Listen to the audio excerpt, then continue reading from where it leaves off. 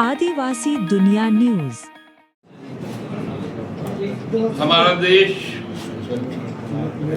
लोकतंत्र के बुनियाद पे खड़ा है और लोकतंत्र का एक अनूठा जो सबसे उत्साहवर्धक पर्व होता है वो लोगों के मतदान का होता है। और इस कार्य को संपन्न भारत का निर्वाचन आयोग इलेक्शन कमीशन ऑफ इंडिया करता है। आज का दिन बहुत एक बड़ा चिन्हित करने वाला दिन, जब हमारे देश के 3 राज्यों में केरल, पुडुचेरी और आसाम में अगले 5 वर्षों के लिए सरकार गठन के लिए लोग अपना मतदान कर रहे हैं। वही बंगाल में जो आसन 23 और 29 को जो चुनाव होने हैं बंगाल विधानसभा के, जो 29 तारीख का जो अंतिम चरण है उसका नामांकन का भी आज अंतिम है। 6 तारीख को 23 तारीख को जो तमिलनाडु के साथ में जो चुनाव होगा उसका नामांकन 6 को समाप्त हुआ और 9 तारीख को आज बंगाल का समाप्त। चुनाव आयोग हर 25 जनवरी को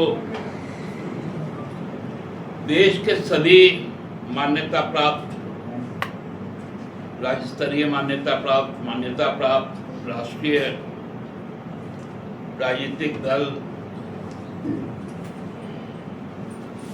सिटीजन फोरम, सिटीजन ऑर्गेनाइजेशन,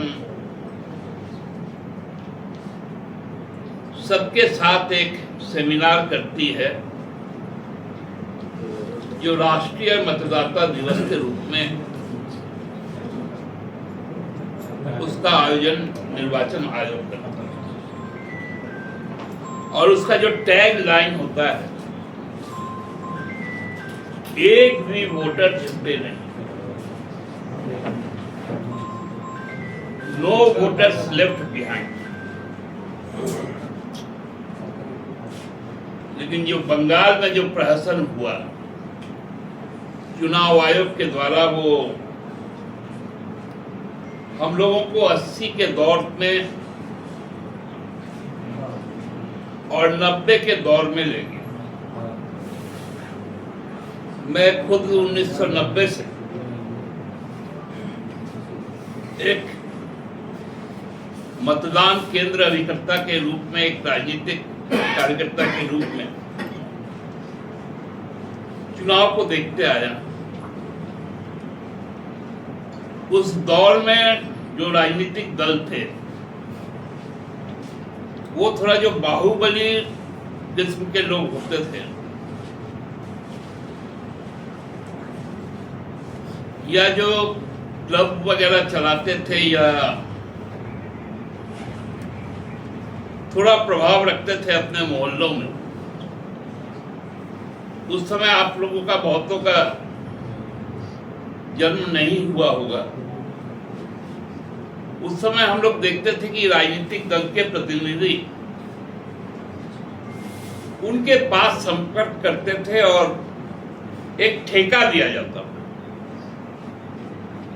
कि आप या तो हमको इतना वोट करवा दो या इस बूथ में वोट डालने किसी को मत दो। बाद में उसको बूथ कैप्चरिंग का नाम दिया गया, रिगिंग का नाम दिया गया। अब 2026 में एक नया इसी तरह का प्रयोग बंगाल में हुआ, जब भारत निर्वाचन आयोग ने ठेका ले लिया कि भारतीय जनता पार्टी के द्वारा उसको ठेका मिला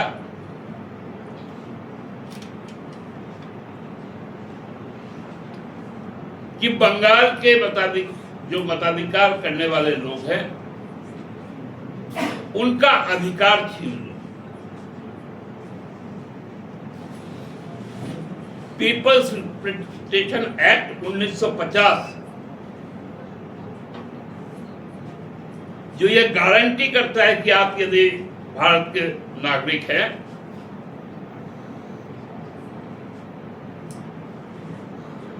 आप यदि पागल नहीं है, आप यदि बैंक करप्ट नहीं है,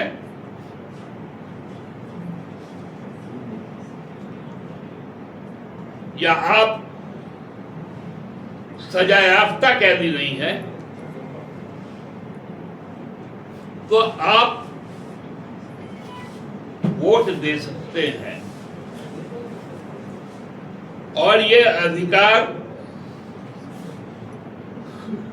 पहले 21 वर्ष था, अब 18 वर्ष हो गया। उस आयु वर्ग से ऊपर के सारे लोग जीवन के अंतिम सांस तक उसके पास वोट का अधिकार रहेगा, वो अपना जनप्रतिनिधि चुनेगा। लेकिन बंगाल में एसआईआर के नाम पर पहले से जो 53 लाख कटना था काट दिए।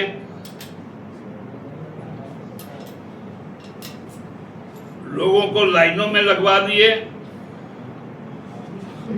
सुप्रीम कोर्ट ने कहा कि न्यायिक रिवीजन होगा, वो भी शुरू हुआ। हमारे राज्य से भी, उड़ीसा से भी कई लोग गए न्यायिक सेवा के। लेकिन अब क्या हुआ, वो नाम जब जो कट गया, बाकी जो लगभग 32 लाख लोगों के नाम और लॉजिकल डिस्पेंसी के नाम पर किया गया।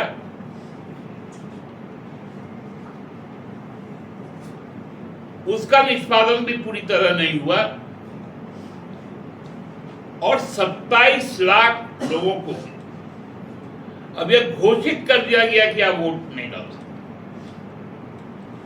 अब आपको ट्रिब्यूनल में जाना पड़ेगा और ये ट्रिब्यूनल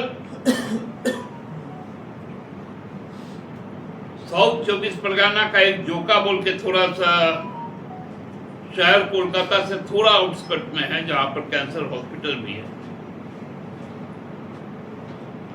वहां पर उसका गठन किया गया 19 ट्रिब्यूनल।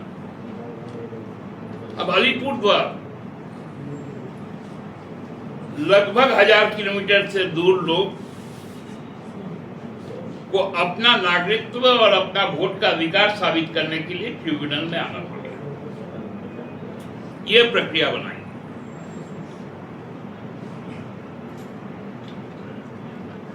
क्योंकि आज तक हर व्यक्ति स्वतंत्र था, जिसमें वो 27 लाख लोग भी थे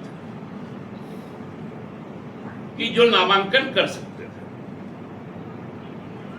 ऐसा हुआ भी। 2 प्रत्याशियों को सुप्रीम कोर्ट से रिलीफ मिला कि भाई हम नामांकन करना चाहते हैं लेकिन मेरा नाम नहीं है।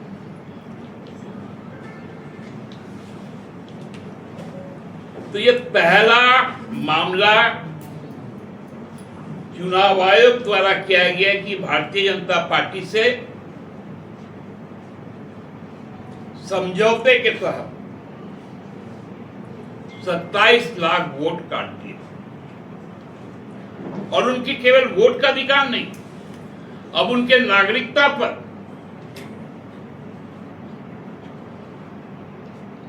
एक प्रश्न चिन्ह लग गया। ये बहुत गंभीर बात है। ये हमारे लोकतंत्र के लिए अत्यंत अशुभ संकेत ही नहीं, अलार्मिंग सिचुएशन। क्या यह देश अपना लोकतंत्र बचा पाएगा? क्या यह देश अपने संविधान की रक्षा कर पाएगा?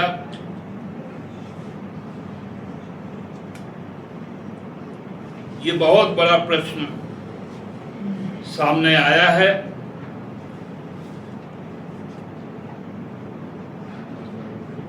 और हमको लगता है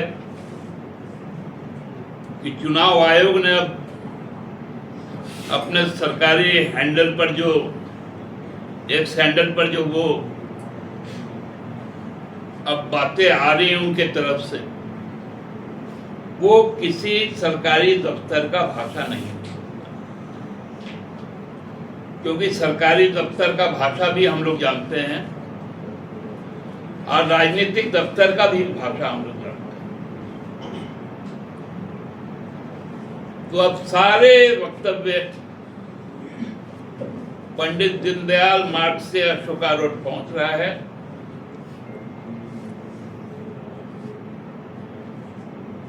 और वहां से वो जारी हो जा रहा है। ये अब हम लोगों को सोचना है कि हम हमारा जनतांत्रिक अधिकार को अब हमको कैसे बचाना है। बहुत बहुत धन्यवाद।